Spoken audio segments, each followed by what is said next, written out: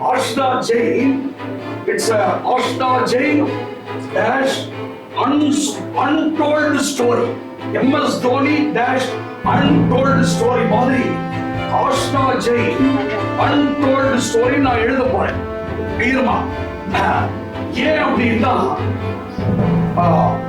ஃபவுண்டேஷன்ல already first she had joined Inter, rank in Inter, அப்புறம் final ஜூன்ல sir நான் எழுத மாட்டேன், நான் முடியல.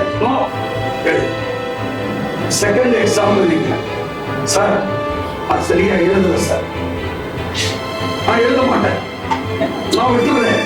She started crying. எல்லாருக்கும் ஃபர்ஸ்ட் எக்ஸாம் டஃப்பா இருக்கும், கவலைப்படாதே, கடவுள் இருக்காரு. உனக்கே டஃப்னா இந்தியா ஃபுல்லா டஃப் தான். ஆர்ஆர் ஸ்டூடெண்ட்டுக்கு டஃப்னா இந்தியாவே டஃப், எல்லாம் ஃபெயில் ஆகலாம். நீ பாஸ்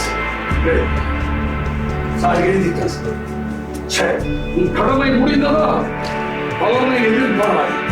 பகவான் கிருஷ்ணரே சொல்லியிருக்கார், ரிசல்ட்டுக்கு முன்னா சார் பாஸ் பண்ணுவேன், நான் பாஸ் பண்ணுவேன்.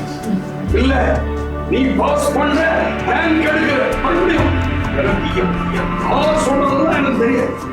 ஐ எம் வெரி ஃபர்ம் பிலீவர் தான் சொல்லக்கூடாது, அது உண்மை.